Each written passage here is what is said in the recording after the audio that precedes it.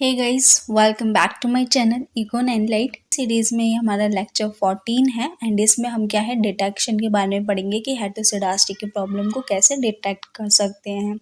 तो last lecture में हमने क्या है एक ओवरव्यू देखा था कि हेटरोसिडास्टी होती क्या है, अगर ओएलएस अप्लाई करते हैं तो फिर क्या प्रॉपर्टीज निकल के आती हैं। एंड उससे भी पहले हमने क्या है अजम्पशन देखी थी कि कौन से अजम्पशन को वायलेट करता है। हमारी एक ओएलएस अजम्पशन है जिसमें हमारा वेरिएंस क्या होना चाहिए, कांस्टेंट होना चाहिए। सो आपका ये फर्स्ट क्वेश्चन है जिसमें क्या दे रखी है आपको, जनरल हेटरोसिडास्टी के बारे में आपको एक लिस्ट 1 दे रखी है एंड उसके बाद आपको लिस्ट 2 में टेस्ट दे रखे हैं कि कौन सा टेस्ट होगा। तो हेटरोसिडास्टी की प्रॉब्लम सॉल्व करने के लिए हम क्या है वाइट टेस्ट यूज़ करते हैं। या आज के लेक्चर में हम पढ़ेंगे वाइट टेस्ट कैसे यूज़ करते हैं, क्या होता है इसके अंदर, ठीक है। अभी आप देख लीजिए, अभी सिर्फ टेस्ट का नाम आपसे पूछा गया है एंड ये आपका अगस्त 2024 में आया है। तो अब ये रिसेंट वाला है, तो आप देखिए दिसंबर जब एग्ज़ाम होगा उसमें भी आपका सेम पैटर्न आपको दिखने वाले हैं कहीं ना कहीं हद तक, ठीक है। नेक्स्ट क्वेश्चन पे चलते हैं। नेक्स्ट क्वेश्चन में आपका पूछ रहा था कि हेटरोसिडास्टी आपके बहुत रीज़न से हो सकती है, due to various reason and which of the following is not a reason, इसमें से क्या रीज़न नहीं है, ठीक है। तो हमने क्या देखा था, कोरिलेशन ऑफ वेरिएबल्स।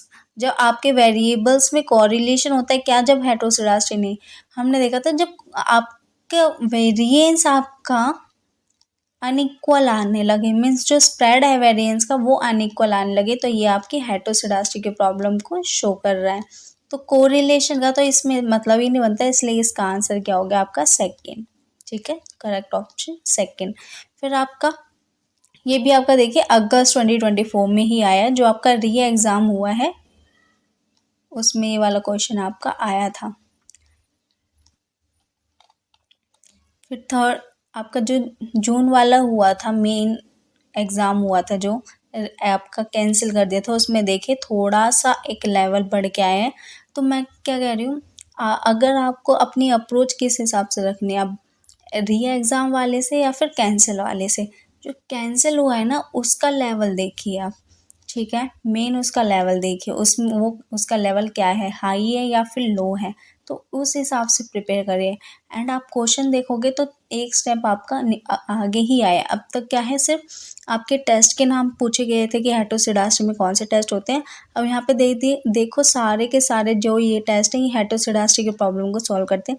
फिर इसके मॉडल, मैथमेटिकल मॉडल आपसे पूछे हैं, तो आज के लेक्चर में ये सारा कवर करेंगे एंड उसमें देखेंगे कि आप कैसे इन्हें याद कर सकते हो। इतने सारे मॉडल तो याद करने थोड़े से डिफ़िकल्ट है, तो एक अप्रोच देखेंगे एंड थोड़ी सी ट्रिक से इन्हें क्या है ये लर्न करने की कोशिश करेंगे। तो ये वाला हम क्वेश्चन जब सॉल्व करेंगे जब हमारा आज का लेक्चर कंप्लीट हो जाएगा, ठीक है। ये वाला आपका पेंडिंग में है।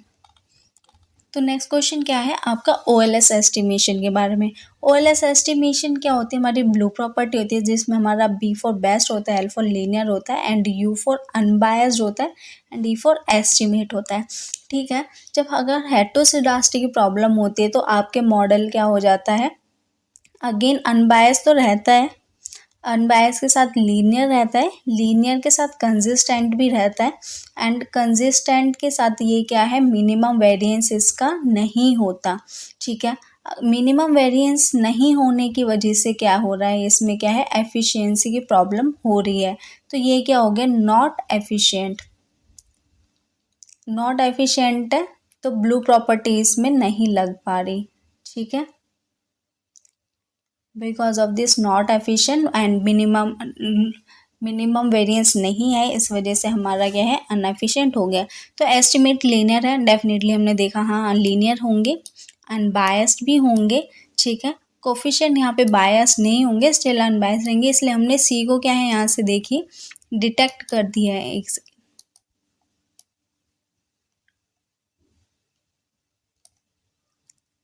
यहाँ से देखिए अगर हमने सी को यहाँ से हटा दिया, देखिए ये वाला सी ऑप्शन, सी ऑप्शन, तो आपका सीधा सीधा आपका आंसर यहाँ से निकल के आ गया, that is A B D, ठीक है। मतलब कि ए क्या है लीनियर है, बी फॉर अनबायस्ड है, ठीक है, एंड डी में आपके कंसिस्टेंट है। यहाँ देखिए आपके एफिशिएंट नहीं होंगे, हमने क्या है नॉट एफिशिएंट निकल के आएंगे आपके पैरामीटर्स या फिर एस्टिमेशन। नेक्स्ट ये आपका क्वेश्चन कब आया था, जो मार्च 2023 का हुआ था उसमें आपका है। एंड दिसंबर 2023 में आप देखेंगे एक भी क्वेश्चन नहीं आया हेटेरोसेडास्टिक, क्योंकि वॉयलेशन 2-3 मेन वॉयलेशन होती हैं ओएलएस की, उससे एक ना एक क्वेश्चन आपका निकल के आता है, एक या फिर दो आपके हमेशा निकल के आते ही हैं।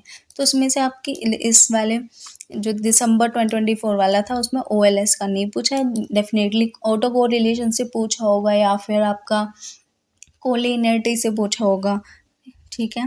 तो एक ना एक वॉल्यूशन से हमेशा क्वेश्चन आते हैं, इसलिए वॉल्यूशन आपके लिए बहुत इंपॉर्टेंट टॉपिक हो जाता है, इसको बिल्कुल भी छोड़ना नहीं है। फिर 2020 में देखिए किस टाइप का क्वेश्चन आया था, अगर डिस्टर्बेंस टर्म आपके हेटेरोसेडास्टी है, हेटेरोसेडास्टी का मतलब कि आपका वेरिएंस अनइक्वल है, और हम अनइक्वल किस चीज़ का वेरिएंस देखते हैं, हमेशा एरर टर्म का देखते हैं, जिसको हम डिस्टर्बेंस टर्म भी बोलते हैं, ठीक है।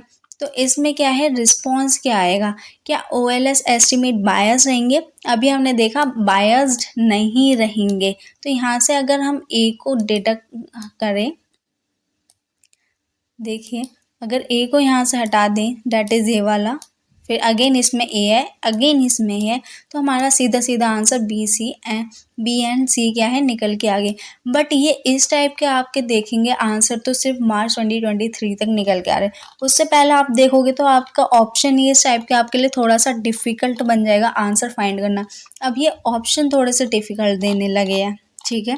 जैसे कि आपको पता होगा ए आप थर्ड से मैच कर पा रहे हैं, तो यहाँ पे देखिए ए क्या है, दो आपके ऑप्शन दे दिए हैं, ठीक है। एंड फिर आप कॉमन चीज़ क्या है, सी सेकंड, आपको शायद सी वाला भी पता हो, बट यहाँ पे आपको क्या है, थोड़ा सा स्पेसिफिक होना पड़ेगा, आपको दो ऑप्शन तो एटलीस्ट आते ही हो, दो या फिर तीन, अगर आपको सारे भी नहीं आते तो अब इस टाइप की अप्रोच आपकी क्या है, लगने वाली है। पहले क्या होता था, आप एक दो क्वेश्चन आप एक अगर एक स्टेटमेंट भी आपको थोड़ी सी क्लिक होगी तो उससे क्वेश्चन होने के, सॉल्व होने के बहुत चांसेस थे, बट अब थोड़ा सा लेवल हाई हो गया, ऑप्शन इस तरह के बनाए जा रहे हैं कि आपको थोड़ा सा घुमा के दिखाया जाए।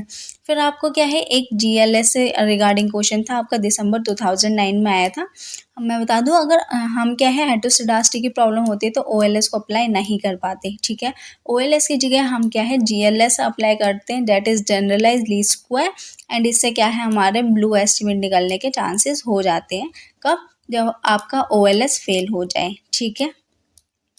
तो ये आपका ये वाला पेंडिंग में रखते हैं, ये जब करेंगे आपके नेक्स्ट लेक्चर में, आप जब हम रेमेडीज़ के बारे में पढ़ेंगे कि क्या रेमेडीज़ होती हैं, हेटेरोसेडास्टी हमने डिटेक्ट कर लिया, उसके बाद क्या रेमेडीज़ है कि हम करेक्ट कर सकें। पर आपको दिसंबर 2019 में अगेन एक क्वेश्चन आया, जिसमें आपके इधर लेफ्ट हैंड साइड आपके टेस्ट दे रखे हैं, राइट हैंड साइड आपके हेटेरोसेडास्टी दे रखी है, सॉरी आपको प्रॉब्लम्स दे रखे हैं, तो आपको ये फाइंड करना है कि हेटेरोसेडास्टी का कौन सा टेस्ट आप यूज़ कर सकते हैं, ठीक है। तो यहाँ पे आपको फिर बताया था कि कौन सी अजम्पशन को वायलेट करता है, और फिर ओवरव्यू, एंड आज क्या करेंगे, हम आज करेंगे कि कैसे आप डिटेक्ट कर सकते हो अपनी हेटेरोसेडास्टी को, कौन कौन से टेस्ट होते हैं, एंड टेस्ट के हम क्या है, साथ साथ मैथमेटिकल मॉडल भी देखेंगे। तो सबसे पहला टेस्ट हमारा जो हेटेरोसेडास्टी को डिटेक्ट करने के लिए होता है वो होता है पार्क टेस्ट, ठीक है। पार्क टेस्ट क्या है, ये एक मेथड है जिसको हम यूज़ करते हैं अपने स्टैटिस्टिक या इकोनोमेटिक्स में, अगर आपकी हेटेरोसेडास्टी की प्रॉब्लम निकल के आ रही है डाटा सेट में, ठीक है। आपके पास suppose imagine you are trying to predict something like people's height, आपको क्या है, हाइट आपको प्रिडिक्ट करनी किसके बेस पे, ऑन देयर एजेस, कितनी एज पे उनकी कितनी हाइट है, ये आपको प्रिडिक्ट करना है। तो यहाँ पे आपका इंडिपेंडेंट वेरिएबल क्या हो गया, एक्स, कि एक्स के बेस पे आप क्या है, अपने हाइट को डिटेक्ट करना चाहते हैं, उन्हें हाइट को प्रिडिक्ट करना चाहते हैं, तो यहाँ पे इंडिपेंडेंट वेरिएबल आपका क्या हो गया, पीपल्स हाइट, ठीक है। If the variability means, variability क्या होती है, स्प्रेड होती है, एंड स्प्रेड कैसे, जैसे कि आपकी मीन वैल्यू है वाई बार, ठीक है, वाई बार में से आपका जो आपने प्रिडिक्ट करा है इसमें कितना डिफरेंस है, अगर सपोज फर्स्ट टर्म में आपका 1 डिफरेंस है, सेकंड में आपका, सॉरी दिस इज 1, एंड ऐसे ही सेकंड पे, सेकंड गिवन एक्स आई पे, यहाँ पे देखिए x1 पे आपका y माइनस वाई बार 1 निकल के आया है, फिर x2 पे आपका y माइनस वाई बार क्या है, 2 निकल के आया, एंड x3 पे आपका देखिए y माइनस वाई बार -1 निकल के आया है। तो अगर हम इसको डाटा को प्लॉट करें तो क्या है, ये आपका -1 यहाँ पे निकल के आएगा, फिर यहाँ पे आपका 1 निकल के आएगा 1, फिर यहाँ पे आपका 2। तो आप क्या करेंगे, देखेंगे डिफरेंस, देखिए आपका वेरिएबिलिटी का क्या है। यहाँ से अगर आप मैच करेंगे तो ये आपका जैसे मीन है, तो आप देखेंगे ये माइनस में है, ये प्लस में है, नहीं ये डबल प्लस में है। तो यहाँ पे आप देखेंगे स्प्रेड क्या है आपका अनइक्वल निकल के आ रहा है। ठीक है जी। सो ये क्या है आपकी, ये एक अजम्पशन दे रखी है कि इसके बेस पे आप पार्क टेस्ट कैसे यूज़ करोगे। तो ये क्या है, इसको क्या कहते हैं हम, हेटेरोसिडास्टी की प्रॉब्लम कहते हैं कि जब हमारा वेरिएंस अनइक्वल हो जाता है। तो पार्क टेस्ट क्या सजेस्ट करता है, डेट द वेरिएबिलिटी, जिसको हम डिनोट करते हैं NI स्क्वायर से। एन स्क्वायर हमारा वेरिएंस होता है एंड आई क्या है, इंटरवल ऑफ टाइम, कि इस टाइम पे आपका एन स्क्वायर क्या है, वेरिएशन क्या है आपके में। आई आपका एक डिनोट करता है, इसमें वेरिएबिलिटी है, मतलब कि इसमें क्या है, अनइक्वलनेस है कुछ ना कुछ। एंड ये क्या है, could be function of explanatory variables, like हमने एज के डिपेंडेंट वेरिएबल, एज को हमने इंडिपेंडेंट वेरिएबल माना है, एंड इंडिपेंडेंट वेरिएबल आपका क्या करता है, एक्सप्लेन करता है आपके डिपेंडेंट वेरिएबल को। एंड इसमें आपके इंडिपेंडेंट वेरिएबल में जो भी वेरिएबिलिटी निकल के आ रही है उससे हमने क्या है, NI स्क्वायर से डिनोट करा है। तो आपका यहाँ पे एक मैथमेटिकल मॉडल बन गया, डेट इज NI स्क्वायर। यहाँ पे देखिए आपकी दो चीज़ें निकल के आएंगी, एक तो आपका जैसे N1 हो गया एंड एक आपका N स्क्वायर है। ठीक है, तो जहाँ पे आपकी कन्फ्यूज़न है वहाँ पे मैंने ये क्या है अलग से पेन से लिख दिया है, प्लीज़ आप इसको नोट करें, बिकॉज थोड़ा सा डिफिकल्ट हो रहा था टेक्स्ट को यहाँ पे टाइप करना। ठीक है, तो स्पेसिफिक मॉडल क्या हो गया यहाँ पे, NI square and N square XI beta EVI, ये आपका मॉडल निकल के आया है। इसमें क्या है, VI आपकी रैंडम टर्म है, फिर इसको हमने क्या है लॉग ट्रांसफॉर्मेशन कर दिया है। ठीक है, तो लॉग ट्रांसफॉर्मेशन करने के बाद आपका क्या है, इस तरह से मॉडल निकल के आया है। एंड ये आप क्या है, पार्क टेस्ट को आप ऐसे लिखिए, पार्क टेस्ट है आपका एक तरफ। ठीक है, पार्क टेस्ट में आप क्या है, लॉग यूज कर रहे हैं, बिकॉज आपके लिए थोड़ा सा इक्वेशन याद करना डिफिकल्ट हो जाएगा सबकी। इसमें देखिए लॉग को हमने क्या है, सब तरफ लॉग, इस वाले इक्वेशन में लॉग लगा दिया एंड लॉग लगाने से आपकी इक्वेशन क्या है, थोड़ी सी इजी हो चुकी है। तो इजी करने के लिए हमने यहाँ पे लॉग का ट्रांसफॉर्मेशन कर रहा है। ठीक है, तो ये क्या है, NI स्क्वायर आपकी NI स्क्वायर का मतलब क्या है, जब आपके पास ट्रू वेरिएबिलिटी नहीं है। एंड पार्क टेस्ट क्या सजेस्ट करता है, जब आपको ट्रू वेरिएबिलिटी के बारे में पता नहीं है तो हम क्या है, स्क्वायर रेसिडुअल को यूज करेंगे फिर अपने इनिशियल रिग्रेशन में। ठीक है, जो कि आपका इस फॉर्म में निकल के आया है। तो आपके ये क्या है, एक नया मॉडल निकल के आया है। ठीक है, एंड ये आपका एक्चुअल मॉडल हो गया। अब अगर हम देखेंगे, अगर अपने PYQs में देखेंगे आप जाके ऊपर, तो यहाँ पे देखिए पार्क टेस्ट दिया हुआ है। Let me clear this,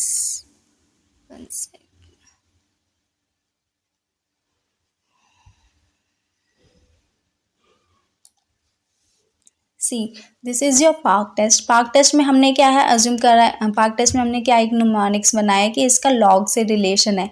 and इसमें आप जितनी भी इक्वेशन देखेंगे उसमें क्या है, देखिए UI स्क्वायर कैप है, लॉग UI स्क्वायर है, UI एंड UI। ठीक है, इसमें आप देखेंगे लॉग सिर्फ एक ही टर्म में, एंड इसका क्या इक्वेशन आ रही है, अल्फा प्लस बीटा, क्योंकि हमने लॉग को ट्रांसफॉर्म कर दिया, इक्वेशन को पहले लॉग में ट्रांसफॉर्म करा था पार्क टेस्ट में। एंड उसके बाद हमने क्या है, यहाँ पे आपका जो वेरिएंस था उसको रेसिडुअल स्क्वायर से चेंज कर दिया था। तो ये हमारे एंड में ये फाइनल इक्वेशन निकल के आई है। एंड इसके सामने आप क्या है, पार्क टेस्ट में आप क्या लिखोगे, लॉग। ठीक है, लॉग वाली इक्वेशन यूज हो रही है एंड ये इसमें क्या है आपकी, this is your final equation. ठीक है, आप थोड़ा सा ओवरव्यू रख सकते हैं। पहले हमारे पास एक इक्वेशन थी, इक्वेशन को हमने लॉग में ट्रांसफॉर्म करा एंड हमारे पास अननोन था हमारा वेरिएंस की अननोन की वजह से हमने इसमें क्या कर दिया, आपका रेसिडुअल स्क्वायर में चेंज कर दिया। उसके बाद ये हमारी फाइनल इक्वेशन थी। ठीक है जी, क्योंकि हमने इसको इतना डिटेल में करा है क्योंकि इस टाइप का क्वेश्चन आपका पूछा गया है। एंड रिजल्ट क्या निकल के आता है, अगर आपका कोफिशिएंट बी आपका सिग्निफिकेंट है, स्टैटिस्टिकली सिग्निफिकेंट है, मीन्स उसकी कुछ ना कुछ आपके एक इम्पॉर्टेंस है कोफिशिएंट बी की, तो इसमें क्या है आपकी हेटेरोसिडासिटी की प्रॉब्लम प्रेजेंट है। एंड अगर वहीं पे आपका कोफिशिएंट बी नॉट सिग्निफिकेंट है तो हम इसमें अज्यूम कर सकते हैं कि होमोसिडास्टिक है या फिर कांस्टेंट वेरिएबिलिटी है। तो ये आपका पूरा पार्क टेस्ट था। पार्क टेस्ट में ठीक है, आप क्या कर रहे हो, स्प्रेड को देख रहे हो एंड स्प्रेड को डिटेक्ट करने के लिए आपके पास एक स्पेसिफिक मॉडल निकल के आया, उसको हमने लॉग में ट्रांसफॉर्म करा। ट्रांसफॉर्म करके हमने फिर देखा कि हमारा क्या है, अननोन टू, हमारे पास ट्रू वेरिएबिलिटी अननोन है, हमें नहीं पता एक्चुअल वैल्यू क्या है, इसलिए हमने क्या है स्क्वायर रेसिडुअल में से चेंज करके फिर हमारा एक नया मॉडल निकाला एंड उस पर हमने क्या है रिग्रेशन को रन करा है एंड उसके बाद हमने क्या है इंटरप्रेट करा अपना रिजल्ट। ठीक है, तो सेकंड आपका ये सेकंड टेस्ट है जिसकी वजह से हम हेटेरोसिडास्टी प्रॉब्लम को सॉल्व कर सकते हैं। तो Glejser test is another method used to detect heteroscedasticity in a data set.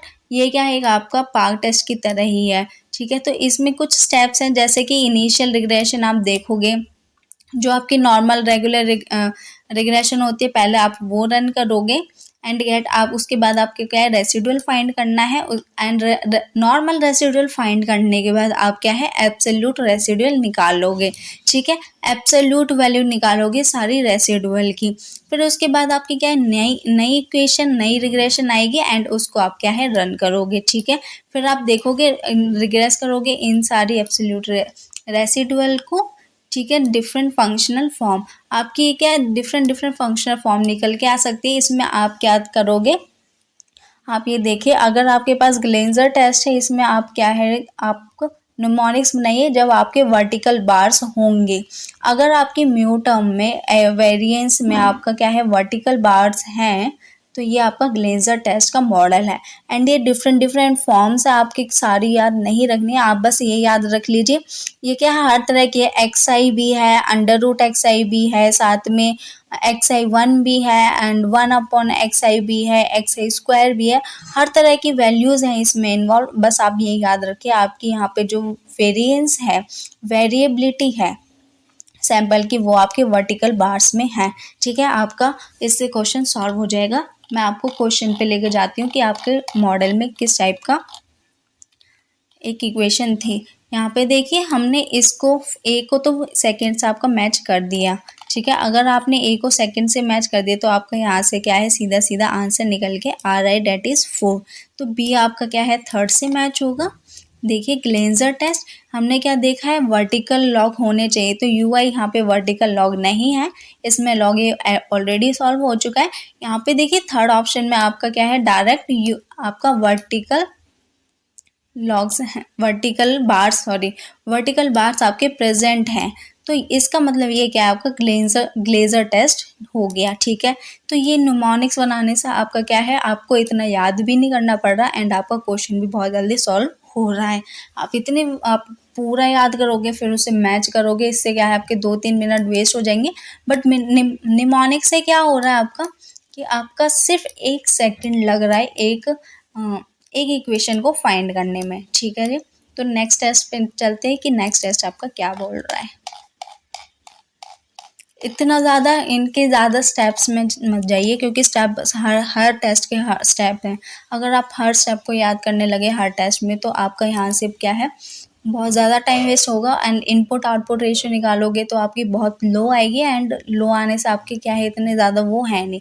But जो PYQs में आया उसे हमारे लिए करना डेफिनेटली इंपॉर्टेंट हो जाता है, बट क्योंकि PYQs कभी कभी रिपीट हो जाते हैं, अगर एक क्वेश्चन आ गया बाई चांस इससे मिलता जुलता तो हमारे लिए क्या है रिग्रेट वाली बात हो जाएगी। तो नेक्स्ट टेस्ट पे चलते हैं। नेक्स्ट टेस्ट क्या है आपका वाई टेस्ट है। ठीक है, तो सबसे इम्पॉर्टेंट बात है कि हम वाई टेस्ट को क्यों यूज़ कर रहे हैं। ये आपका सबसे मोस्ट इम्पॉर्टेंट टेस्ट माना जाता है हेटेरोसिडास्टी को फॉर्म करने के लिए। ठीक है, इसके एक अजम्पशन है कि नॉर्मलिटी की अजम्पशन नहीं होती। कुछ टेस्ट में हम क्या है अज्यूम करते हैं कि एरर क्या है नॉर्मली डिस्ट्रीब्यूटेड होना चाहिए। मीन्स आपके एरर टर्म है वो आपका उसका मीन आपका 0 होना चाहिए एंड जो वेरिएंस है equals to mean 0 and variance आपका क्या होना चाहिए कांस्टेंट होना चाहिए। ठीक है, तो इसका ये आपकी नॉर्मलिटी की कंडीशन होती है। बट वाई टेस्ट आपका क्या अज्यूम कर रहा है कि इसमें अगर आपकी नॉर्मलिटी नहीं है एरर टर्म में तो भी चलेगा। ठीक है, एक नॉर्मलिटी अजम्पशन क्या है आपका की कॉन्सेप्ट है कि इसमें क्या है पैरामेट्रिक टेस्ट आप यूज़ करते हो एंड इसको अपने स्टैट्स में पढ़ा होगा बेल शेप का, उसको ही हम नॉर्मलिटी प्रॉब्लम बोलते हैं, नॉर्मल डिस्ट्रीब्यूशन बोलते हैं एंड वही हमारी नॉर्मलिटी अजम्पशन होती है। ठीक है, एंड वाई टेस्ट हमारे लिए क्या है, इजी टू इम्प्लीमेंट, ये एक आपका स्ट्रेट फॉरवर्ड स्टेप होता है। तो इसमें कुछ स्टेप्स हैं आपके, क्या है, एस्टिमेट करते हैं हम ओरिजिनल मॉडल के बाद हम क्या है उसके रेसिडुअल फाइंड करते हैं। फिर हमारे पास ऑक्सिलरी रिग्रेशन आती है, नई रिग्रेशन आती है जिसको हम क्या है, इससे ये आपकी है। ठीक है, इसमें आपका क्या होता है, run a new regression where the square residual that is cap u i square are the dependent, cap u i square आपका डिपेंडेंट वेरिएबल बन जाता है and regress on the original independent variable. Original independent variable होंगे इसमें, देखिए equation में यहाँ पे आपका डिपेंडेंट वेरिएबल स्क्वायर रेसिडुअल है एंड साथ में आपके इंडिपेंडेंट वेरिएबल हैं that is x2 x3 and उनके स्क्वायर हैं डेट इज x2 का स्क्वायर। ठीक है, x2i का स्क्वायर है, फिर आपका x2 स्क्वायर x3 का स्क्वायर है एंड उनके क्या है, क्रॉस प्रोडक्ट भी हैं that is x2i and x3। आपके ओरिजिनल क्या है यहाँ पे देखिए x2 है, ठीक है, फिर क्या है x3 है, फिर उसके आपके स्क्वायर्स दे रखे हैं, x2 का स्क्वायर एंड x3 का भी स्क्वायर दे रखे हैं एंड फिर इन दोनों को आपको क्रॉस करके भी दे रखा है, cross product x2 into x3। ठीक है, जब आप एक मॉडल में इन तीनों चीज़ों को पाओगे तो आप ये देखोगे ये आपका क्या है, वाइट टेस्ट का मॉडल है। एंड हम क्या है अपने क्वेश्चन पे जाते हैं, वहाँ पे आप देखिएगा ये ही आपकी इक्वेशन सेम टू सेम है एंड ये मैंने आपका सारा का सारा जो लेक्चर है दामोदर एंड गुजराती से बनाया एंड क्योंकि उससे आप देखोगे क्वेश्चन क्या है एज अ टीज आपके निकाले जा रहे हैं। ठीक है, तो यहाँ पे देखिए आपका वाइट टेस्ट ऑप्शन दिया हुआ है और यहाँ पे देखिए आपका x2 एक वेरिएबल है, x3 वेरिएबल है। ठीक है, फिर x2 का स्क्वायर दे रखा है, हमने क्या इंडिपेंडेंट वेरिएबल देखे, इंडिपेंडेंट वेरिएबल का स्क्वायर देखा था मॉडल में। ठीक है, यहाँ पे देखिए अगेन x3 का स्क्वायर है एंड फिर देखिए इनका क्रॉस प्रोडक्ट भी है, ये तीनों चीज आपके एक मॉडल पाई है। तो ये किसका मॉडल हो गया, आपका वाइट हेटेरोसिडास्टी टेस्ट का मॉडल हो गया। ठीक है, इसलिए डी आपका क्या है, 4 से हमने क्या है यहाँ से मैच कर दे। तो आप देखोगे निमोनिक्स की वजह से आपका थोड़ा सा, आपको ये पूरी इक्वेशन याद करने की जरूरत नहीं है, आपको इनके बस की वर्ड्स आपको याद रखने हैं कि पार्क के साथ हम लॉग लगा रहे हैं एंड ग्लेजर के साथ हम क्या है वर्टिकल बार से लगा रहे हैं एंड वाइट टेस्ट में आपके इंडिविजुअल वेरिएबल्स हैं, उनका स्क्वायर है एंड उनका क्रॉस प्रोडक्ट है। ठीक है, तो नेक्स्ट मॉडल पे चलते हैं। नेक्स्ट आपका पार्क टेस्ट हो गया, एक वाइट टेस्ट हो गया है अब तक एंड एक लेज़र टेस्ट हो चुका है। तो नेक्स्ट आपका जो टेस्ट है वो है ब्रॉश पेगन गोडफ्राई डेट इज, जिसको हम BPG टेस्ट भी बोलते हैं। ठीक है, सबसे पहले हमारे पास लीनियर रिग्रेशन होता है एंड उसका फिर अगेन हम ऑक्सिलरी रिग्रेशन निकालते हैं जो हमारा इस फॉर्म में होता है। इसमें क्या होता है, हमारा जो एरर वेरिएंस है वो किसका फंक्शन है, सम अदर वेरिएबल जिसको हम एजेड से डिनोट कर रहे हैं यहाँ पे। ठीक है, तो ये ni का ऊपर एरो है, इसका मतलब कि स्क्वायर है a1 प्लस a2 z2। यहाँ पे देखिए some other variable, some variable that is z, again am zm। ठीक है, अगर आपके पास xi की जगह अनदर वेरिएबल्स हो गए, उनको आपने क्या है यहाँ पे आपका जो ऊपर ओरिजिनल है उसमें आपके अलग वेरिएबल्स हैं, फिर जो आपने रिग्रेस करा है ऑक्सिलरी एक नया रिग्रेशन मॉडल बनाया उसमें अगर आपका अलग नए वेरिएबल्स आ रहे हैं, इसका मतलब आपका क्या है, ये BPG टेस्ट है, BPG टेस्ट आपने यहाँ पे लगाया है। ठीक है, अभी तक इससे क्वेश्चन बना नहीं है बट आप क्या कर सकते हैं, अदर वेरिएबल्स लिख सकते हैं डेट इज BPG टेस्ट, इसके साथ क्या है आपके अलग वेरिएबल्स हैं। ठीक है, जब आप क्या है इन्हें ऑक्सिलरी रिग्रेशन बना रहे हैं, नया रिग्रेशन बना रहे हैं। उसके बाद क्या आ जाता है आपका गोल्डफ्राई क्वांट टेस्ट। गोल्डफ्राई में आप देखिए पर्टिकुलरली यूजफुल कब यूजफुल रहता है, when suspect the variance of error. Variance of error किससे रिलेटेड है, one of the independent variable. जब आपका पर्टिकुलरली एक इंडिपेंडेंट वेरिएबल से आपको ये देखना है कि आपका वेरिएंस रिलेटेड है या नहीं है, तो अब आप क्या है गोल्डफेल्ड क्वांटिटी टेस्ट यूज़ करते हैं एंड इसमें आप मॉडल देखेंगे तो देखिए आपका n square that is variance क्या है रिलेटेड टू इंडिपेंडेंट वेरिएबल। ये आपका यहाँ पे एन स्क्वायर जो है इसमें आपका आई इन्वॉल्व नहीं है एंड इसकी वजह से ये क्या है आपका कांस्टेंट हो चुका है एंड ये आपका वेरिएंस किससे रिलेटेड है आपका इंडिपेंडेंट वेरिएबल से। तो ये आपका गोल्डफेल्ड क्वांट टी टेस्ट है एंड इससे अभी तक क्वेश्चन नहीं आया, इनके सिर्फ नाम से अभी तक क्वेश्चन आया है। तो आप ये देख लीजिए, बस इनके आपको ये इक्वेशन नाम लिख लीजिए, इक्वेशन लिख लीजिए एंड इक्वेशन के साथ आप क्या है इनकी निमोनिक्स लिख लीजिए जो मैं साथ साथ बता रही हूँ, ठीक है। फिर 6 क्या है आपका कोंकर बेसेट के, जिसको हम केबी टेस्ट भी बोल सकते हैं। केबी टेस्ट किस लिए यूज़ करते हैं, रॉबस्टनेस को, रॉबस्टनेस मीन्स स्ट्रॉन्ग चीज़ के लिए हम इसका वर्ड यूज़ करते हैं। केबी टेस्ट क्या एक स्ट्रॉन्ग है किसके लिए, जब आपकी नॉन नॉर्मेलिटी अजम्पशन होती है एरर टर्म में, मीन्स आपका अगर मीन ज़ीरो नहीं है और वेरिएंस कांस्टेंट नहीं है तो वो आपका नॉन नॉर्मेलिटी अजम्पशन होगी एंड इसमें ये क्या है मोर फ्लेक्सिबल होता है किसी और टेस्ट से, ठीक है। और इस सिंप्लिसिटी की वजह से भी आपका बहुत फेमस है। तो इसमें अगेन हम क्या है एक अपना ओरिजिनल रिग्रेशन मॉडल बना रहे हैं, फिर ठीक है उसके रेसिडुअल फाइंड करेंगे जो कि हमारे ओरिजिनल है, उसका रेसिडुअल निकाल के हर एक्स आई की वैल्यू पे, उसके बाद हमने क्या है ऑक्सिलरी रिग्रेशन बनाया, डेट इज़ नया रिग्रेशन बनाया है एंड वो किस फॉर्म में है आपका cap u i equals to, ये आपका देखिए यहाँ पे आपकी क्या टर्म यूज हो रही है, आपका ये आपका जो ये रेसिडुअल है स्क्वायर रेसिडुअल एस्टिमेटेड वैल्यू आपका डिपेंडेंट वेरिएबल, यहाँ पे जो आपका डिपेंडेंट वेरिएबल है आपके मॉडल का, देखिए डिपेंडेंट वेरिएबल है वाई आई, ये आपका क्या है आपका यहाँ पे आके क्या बन गया, ये इंडिपेंडेंट वेरिएबल निकल के आया है। तो आप क्या है जब आपको देखना है केबी टेस्ट में क्या है आपका की टर्म निकल के आया है, become dependent variable become independent variable in auxiliary regression, ठीक है। तो हम क्या है यहाँ से एक बार ये वाला आपका क्वेश्चन में पूछा गया है तो देख लेते हैं कि ये ही टर्म आपकी यूज हो रही है या फिर नहीं, इससे आपका क्वेश्चन सॉल्व हो रहा है या फिर नहीं।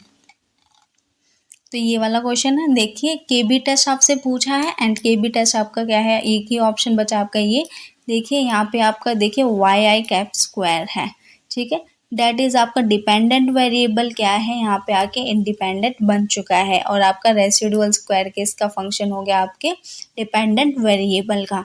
तो आई होप इन निमोनिक्स आपके लिए हेल्प करेंगे एंड इनसे आपके क्वेश्चन सॉल्व होंगे।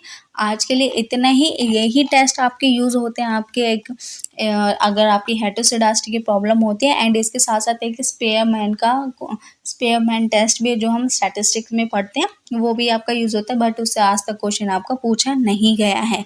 तो आपके कौन कौन से टेस्ट बन गए, एक पार्क टेस्ट बन गया, पार्क टेस्ट के आपका ग्लेजर टेस्ट बन गया, ग्लेजर टेस्ट के साथ आपका वाइट टेस्ट, वाइट के साथ Breusch Pagan Godfrey test that is BPG test and Goldfeld Quandt test हो गया, फिर कॉन्कर बेसेट टेस्ट हो गया। तो ये 6 सेट आपके लिए हेल्प करेंगे अगर आपको मॉडल में हेटेरोसिडास्टी को प्रॉब्लम को फाइंड करना है। तो एक बार क्वेश्चन पे चलते हैं कि क्या क्वेश्चन है,